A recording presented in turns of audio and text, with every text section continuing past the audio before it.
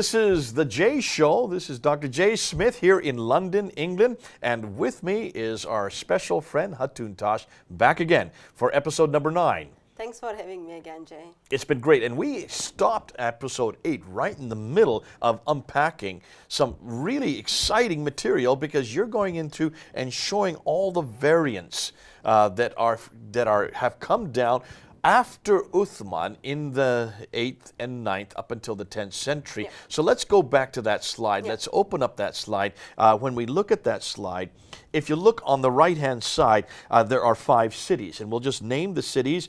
We have Mecca, Medina, Damascus, Kufa, and Basra. Kufa and Basra are from Iraq. Damascus is from Syria, and Medina and Mecca are what is today Saudi Arabia. Yes. And we got through Mecca, Medina, Damascus, and Kufa, and we noticed already 20 different Qurans, 20 different variations, 20 different readings. But these aren't just readings, these are writing differences. Yeah. So we looked at approximately 20 different Arabic Qurans which exist around 9th century. We looked at the number of the variations and then we stopped when we came to Kufa. And these are thousands of variations. Yes. I mean, we looked at one of them here that had 5,000. Why don't we let our reader read the name? So Al-Kasai had 2 students, Al-Duri and Abu Ali Al-Harith. Al-Harith. And look at that, 5,000 differences between that and the Hafs today. Yes. Now, So sadly we don't have the Hafs Quran which exist in that time. So we are comparing all those Qurans with the 1924 Hafs Quran. the Hafs that you see on the screen there, the Hafs that's after Abu Bakr as-Asim, that Hafs 708 to 796. We don't have that one, you're saying? We don't know what that look like, but the current Hafs we are using is the officialized by in Egypt in 1924. 1924, 93 Yeah. years ago, they made it, canonized it in Al-Azhar University there in Cairo. Yeah, so all the Qurans we are looking at, they are the 21st century version of the Quran. We 21st don't have century. any manuscripts which can back those Qurans anyway. Okay, so now we're going to come down. We've done Kufa, we've done Damascus, we've done Medina, we've done Mecca. Now we're coming down to Basra, the southern part of Iraq. Let's just take a look at those Qurans, starting with the one Damascus. And Yeah. let's have our reader go ahead and read the names of those. Amir ibn Abdul Qais. So that's the person who went to Basra when Uthman sent the perfect Quran. Okay? From him, we've got in 687 to 770. Abu Amr ibn Al-Ala. And he had 2 students. One of them is Al-Duri. This is the same Al-Duri who was in Kufa. Al-Duri was blind, so he had 2 different teachers. Okay, if you look up, you can see Al-Duri up there, 860 in Kufa, who's a student of Al-Kasai. And now he's also a student of Ibn al-Ala. Yes. So you have, that's the same Al-Duri you're saying? Yeah, it's the same Al-Duri. He was blind, so he had 2 different teachers, and we've got those Qurans from him. So he disagreed with himself, you're saying, or he disagreed with his teachers? In one of the occasions, he disagreed with himself. In other occasion, he disagreed with his teacher and his other students. Well, take a look. I mean, look at the thousands of differences there. So we've got 2 Qurans from Al-Duri, and one of them contains 4,645 variations when we compare to Hafs Quran. And then other one contains only 2,743 variations. With the Hafs Quran that we have today. With the Hafs Quran. And we've got another student of Amir ibn Allah, Al-Susi. So Al-Susi has 3,869 variations when we look at when we compare that with the Hafs Quran. Yet, when we compare the 2 students of Abu Amir ibn Allah's 2 students, Al-Duri and Al-Susi, we see those 2 students are disagreeing in 2,486 different words. I can understand They're just that. disagreeing with one another. And Al-Duri disagrees with himself, too. Yes. Thousands of times. If you look at the differences in numbers there. Yes. They just cannot make up their minds, it looks like. But nonetheless, let's just unpack this real quickly. What we're looking at here, just on the right side of the graph, 5 cities. We're looking at 24 different Qurans right there. 24 different variations.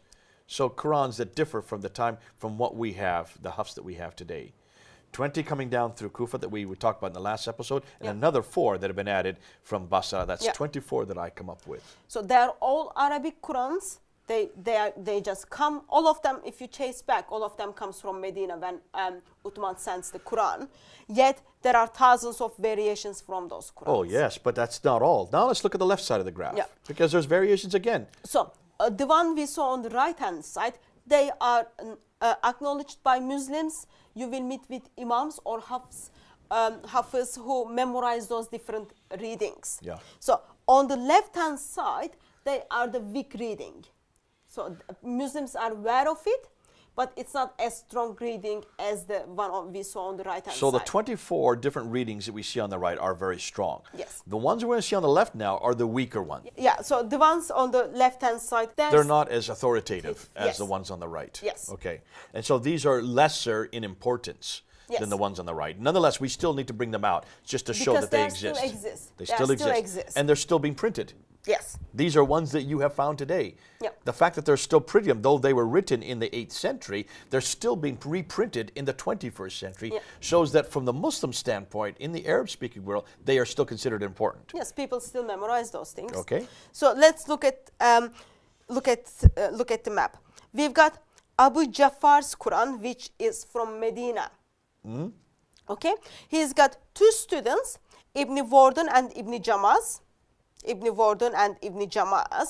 So Ibn Wardan's Quran has 3,085 variations with the Hafs Quran. My goodness. And we've got variations from Ibn Wardan and Ibn Jamaz. It's only 28. So they really do agree quite a bit, those two. Yeah. It's 20. It is like pretty small number when you compare with 5,000. Compared to what we're looking at on the other side, you're right.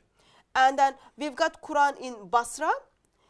It is Yaqub al-Hadmari. He's got 2 students, Ruwais Quran and Ruh Quran. They are all dated like 9th century. When we look at the Ruh Quran, we see 1,724 variations with the Hafs Quran. Now, these 2 students, over disagreeing. 400 disagreements. Not like the other 2 from in Medina. They only had 28 disagreements. So these guys did not agree much with each other. Yeah, but when you compare Ruwais and Ruh Quran with the other Qurans in Basra on your left-hand side, you see actually it looks like they are doing pretty good, because it's only 1,700 variations versus previously it was 4,000 and 2,700 variations. So that number was very, very big. Yeah. Yet, not as well authorized Quran in Ruh and Ruwais, they've got only 1,724 differences. Okay. Now we come to Baghdad. So we've gone to Medina, we've done Basra. Now let's go to Baghdad. What did you find in Baghdad? In Baghdad, we've got a teacher called Khalaf al-Bazzar. Yeah. And he's got 2 students. Ishaq Idris al-Haddad. So we're supposed to have 2 Qurans from those 2 students. And you haven't had a chance to look at them yet? By the way, just so everybody knows what's happening, all of this work has been done by Hatun. She is the one that's gone through and pulled out. I would say it's a big teamwork, because sadly Muslims didn't make those Qurans accessible to us. We had to bring a team together who knows Arabic, who speaks Arabic, who came from Arabic countries to compare all those Qurans. And our Arabic speaker here is the one that's been working with you, who has been helping us all the way through it. So this work, I hope you realize how much work has gone into doing this. Why have Muslims not done this work? This is their Quran. This is their holy scriptures. This is the reason why we are now doing it. We have to do it because no one else has done it yet. I just want to thank you so much for what you've done. But let's now look at, from the Baghdad, you have 2 students. These are yet for you to look at. You have an awful lot of work yet ahead of you. But nonetheless, they are going to show differences also. You have no doubt that they'll show differences from the Hafs that we have today. And other thing is, we don't have access to some of the Qurans which exist out there. We haven't able to compare them yet. So in a year or 2 years from now, we'll be even adding to this list. It's just going to get bigger and bigger and bigger and bigger. Let me just summarize. So what we have is, we have a claim that Quran we are reading today, dot by dot, it is exactly the same what it was revealed to Muhammad. So the diacritic, and we went through this in Yeah. one of our previous episodes, the dots above the line, Yeah. the na, the ba, below the line, the ta Yeah. above the line, the ya below the line, the two dots, or the two dots above, two Yeah. dots below. These dots are exactly the same, that these have always been in existence, and that they, because you need those dots, you need those diacritical marks to be able to know what letter you're talking about. Yeah. The claim is not even a dot change, yet in 2017, we can just go to the Muslim countries. It takes a lot of time and it takes a lot of money to travel all those countries and then search for those Qurans. When we bring all those Qurans together, we can easily, like so far, we looked at only 24 variations in 24 Qurans. We haven't looked at the other Qurans yet because it takes a lot of time. And we've got 43,985 variations. That's the... Repeat that again. This is so everybody can hear. Are you all listening to this? 43,000. 43,985 So variations. basically 44,000 variants we're talking about No, from we are just the ones you're looking We are at. talking about 43,985. I know, So just sometimes- 15 less than 44,000. Yes, But so- there's some that you haven't even looked at yet. Yes. So you know it's going to go over 44,000. It's going to go over 44,000. Muslims tell me, and I've heard this for 33 to 34 years, there's not one variant between any Quran. All the Qurans are the same. It doesn't matter where you are in the world. I think if you look at from another perspective, Jay, according to Muslims, according to Islamic tradition, it is very important how you recite your Quran. Yeah. I'm saying this because when you look at read the tradition tells us Quran, which is the eternal speech of Allah on the day of resurrection, is going to intercede for you. So Quran is going to separate itself from Allah and going to intercede for the people who recite it. How can a Quran do that? A Quran's a book. It's a Yes. piece of writing. How can it talk? it How is can it liter- have volition? it is- How can it have in order to intercede, it has to have volition. It has to have The conscience has to have a will. But the problem is, that's like another problem, but my main issue is, according to Islamic tradition, especially Surah 2, Surah 3, Surah 2 is the Surah Baqarah, Surah 3 is the Surah Imran, Surah 67 and Surah 32, Yeah. those 4 surahs are going to separate itself from the rest of the Quran and going to intercede for its reciters. Okay, that's a whole nother subject. So- That's sounding kind of weird to me. It But is- we're it going to is- come back to that because that's important. Yes, so now we've got 26 Arabic Qurans within our possession and there are more Qurans. I think it's important to be more conscious that those Qurans are very important for our Muslim friends. Whichever Quran they are reciting, that Quran has to be right. And it has to be no different than all the other Qurans. So you're saying what? Because the right Quran is the right recitation is the one who is going to intercede for them. And which one of these? No, we're We talking don't know. about. We don't know which one it is, but overall, when we look at the big picture, yes, we've got 43,985 variations. Overall, when we look at the big pictures, we see if any Quran is disagreeing with Hafs, let's say Warsh Quran is disagreeing with Hafs, most of other Qurans are supporting the Warsh version of the Quran. Okay, I count 24 different Qurans on this side. I count 1, 2, 3, 4, 5, 6, 7, 8, 9. Another 3 below that. That's Yeah. That's a 10, 11, 12, plus another one above that, 13. So 13 plus 24. That's 37 Qurans you're talking about. You only have 26 in your own possession. Yeah. We're talking about another 37 that we know about. Yeah, can I just emphasize one thing? So the Quran we are reading today comes from the Hafs, which the Quran went to Kufa.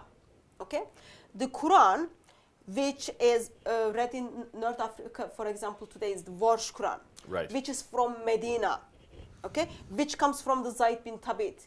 According to Islamic tradition, he's the one who was the scribe of Muhammad, and Warsh is the one who spent 40 years to teach in the mosque of Prophet Muhammad. Okay. Yet, somehow in 1924, when they decided which Quran is going to be official Quran, which Quran is going to be canonized, they failed to pick up the Warsh Quran with their criteria. They picked the Hafs Quran. Yet, when we compare the variations, we see if there is a variation supports the Warsh Quran mainly. Okay. That's just a side information. Look at that. That's right. Now, here's the big, and this is what Muslims will come back to us on. And we need to move on to this. And they will say, okay, all these is great. Hatun, you've done a great job. You found thousands upon thousands of variants. You showed us. We're convinced that these are there. The variants are there. So what, they say? So what? They don't change a thing. Every variant that you're going to find basically says exactly the same thing. These are nothing more than synonyms. These are nothing more than different pronunciation. This does not change any meaning of the text. This doesn't change any theology. It is exactly the same way to say something. Maybe there's 7 different ways that you can say the exact same thing. Have you heard this response? I do hear that response, yes. That's the most common response I hear all the time. How is it we're going to convince people that actually these do change the meaning?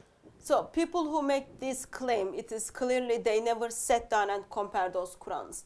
Those differences are not complementary to one another. Those differences are serious differences. So why don't we do that? So let me just point something out. Yes, there are some differences. Okay. It doesn't change anything meaning. It just has one tashkil extra, or it has some like. So they are dot is correct in different. some cases. Yeah. Yes. But we are talking about the differences which change the word, which change the full sentence, and in some occasions it changed the theology of that sentence. First and foremost, how have the Muslims who have responded, have they gone and found these 43,985 differences? Have any of them looked at all of them? If they did it, it will be it's shame that they failed to share that information with many Muslims. Well, Hokan Hatun, I don't think anybody's done what you've done to begin with. I don't think anybody's done this kind of work before. I have never seen it written up anywhere. Maybe it is there, exists, but sadly we don't have access to them yet. In the Arab world, it must have been done. The fact that these texts here, if you look here, the fact, where's the one we had before that had it actually written out? They had it and they were very clear. The fact that these exist, take a look here. Look at all those. The fact that that exists, all of these red words, shows that someone has done this. Someone has gone through and has actually done what you have done, and it's actually helped you to find them, is it not? Yeah, but it's only a couple of Qurans like this, Jay. Lots of Qurans that didn't put the color code. So this is an honest Quran. Yes, like some of them has the color code, some of them don't have the color code. We have to work them out by ourselves. But there are Muslims in the world that know that these red words are there. There are the Muslims out there in the world. They know those reds are variations for the and Hafs. that these are human interventions. These are humans who are changing the text. This is human intervention. I don't believe Quran is the word of Allah anyway in the beginning. But we're saying that now, aren't we? Yeah, but it looks like clearly that mankind stepped into the eternal word of Allah and then changed it. Okay, so if that is the case, let's hold them and let's go through and let's just look at some of them. Well, let's do that. Why don't you and I do that? Why don't we spend now, and let's start with Surah 1. What we want to do is start with Surah 1, go to Surah 2, Surah 3. What I would like to do, though, rather than go, there's 26 different Qurans. We don't have time to go to all 43,985. We'd be here for years doing that.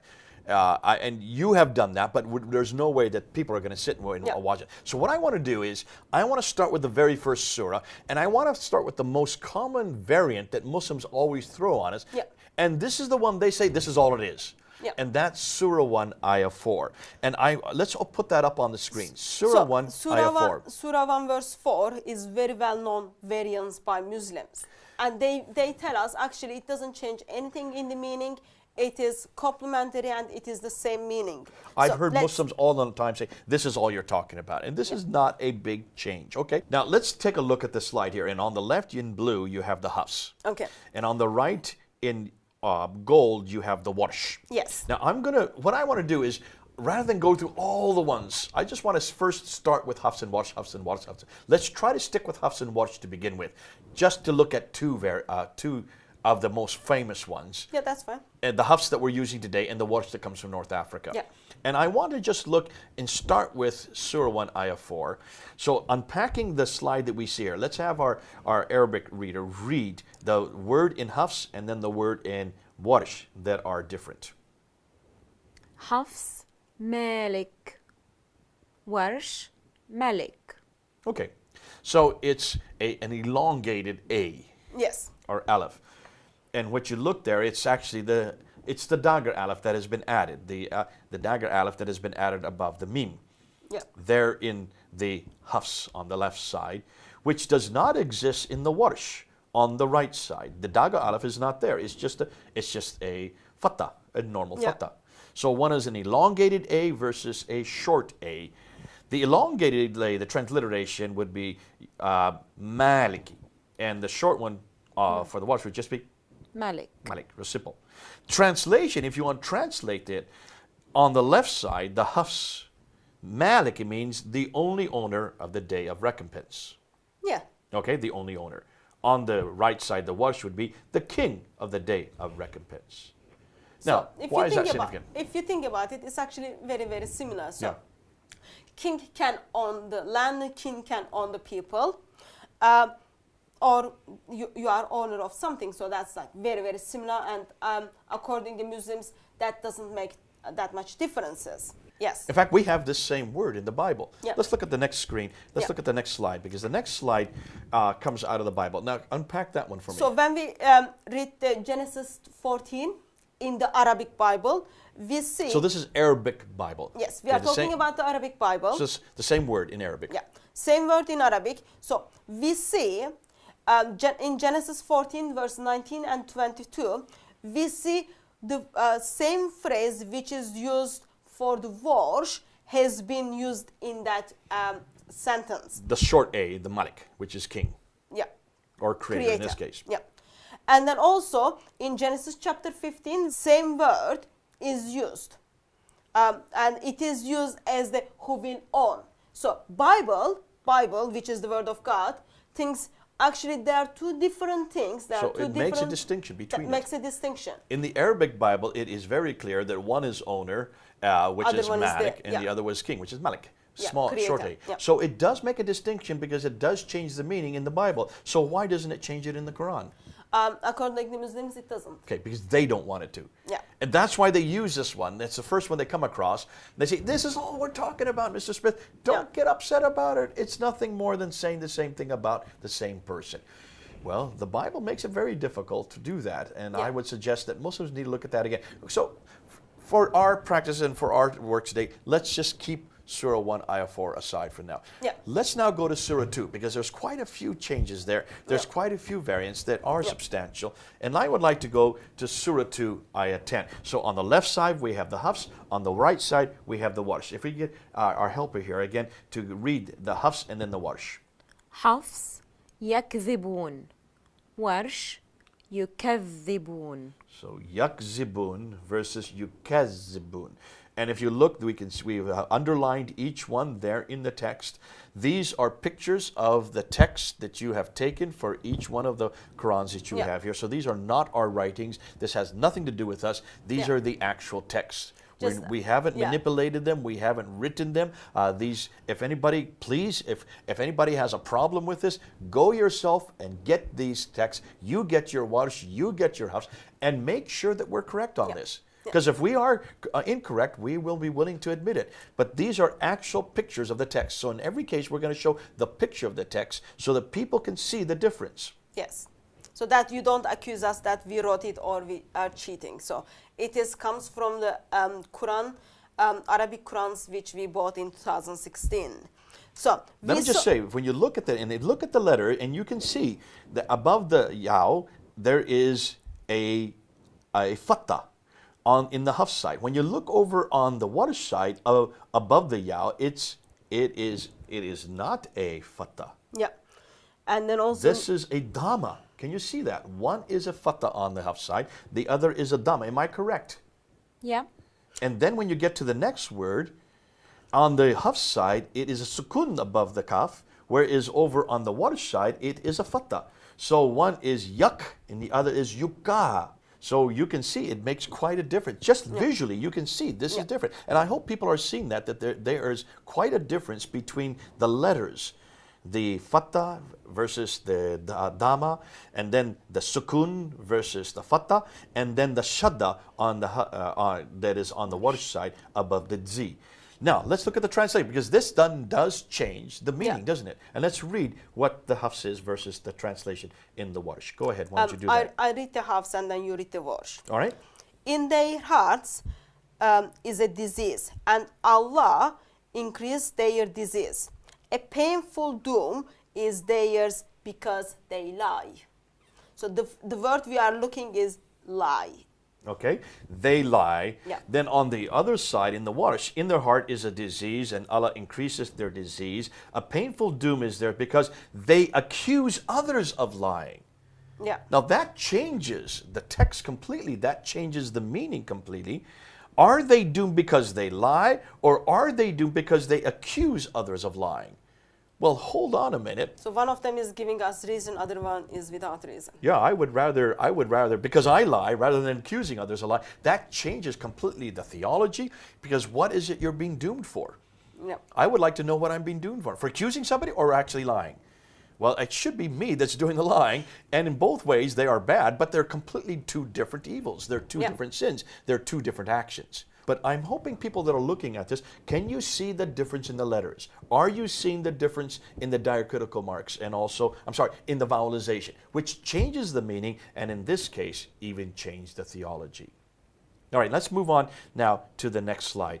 حفص نغفر ورش يغفر. Wow, so one is nagfir. So you have a completely different letter, you have a completely different vowelization, one with a shadda, one without the shadda. So you can see here, this actually changes the tense, and it also changes the meaning. What does nagfiru and what does yugfaru mean? Of course, when all those differences come across, it changed the meaning. In Hafs Quran, which we are reading today, is shall forgive. In the Warsh Quran, it is shall be forgiven. So, let's put in the sentence. Go ahead and read the Hafs and I'll read the Warsh. And when we said, enter this town and eat bountifully, something, something, something, and say, forgive us and we shall forgive you your sins. On the other side, in Warsh it says, and when we said, enter this town and eat bountifully, something, something, something, and say, forgive us, and it shall be forgiven you your sins. So either we do the forgiving of the sins, I assume that is God, or is it we ourselves? In Hafs, it is very clear, it is speaking, Allah speaking. Allah is the one who is going to forgive the sins. But in the Warsh, it's not Allah, it's just forgiven arbitrarily. We don't know who is forgiving. But if you look at the lots of problems in the divinity of Allah in Islam, it brings lots of question. Actually, yes, who is the one who is forgiving? This is theologically unclear, and it does change it. We're going to stop this episode now because we want to go and we want to unpack in the next hour. So this is the 9th episode. We've already now started to look at the differences, and we've just looked at 3 of them here. This is our 3rd one we're looking at. We're starting to get into Surah 2. We're going to continue with this Hatun, and we're going to actually show that these get even worse as we go on. There are going to be huge differences. But I hope people who are watching are starting to realize that only man would make mistakes like this. God would not confuse us like this. These are human interventions. These are human interactions. These are changes. These are variants that only humans would do. Muslims need to wake up and realize you can't just slough this off as saying they're the same. No, they aren't. You can see visually. We're giving these visual so you can look at them yourself, go home, unpack them, read them for yourself, get an Arab speaker like we have here, and see if these don't change the meanings. Yes, they do. So which of these Qurans is the one that was revealed to Muhammad? Which was the one that supposedly he then revealed to his companion? Which was the one that was taken 20 years later and was actually written down by Uthman? We're confused already. We've only started with 3 different ayahs, and we already see that there are theological differences. Great to have you. Come back again and go with us as we unpack the Quran even more. This is Jayden here in London. Over and out.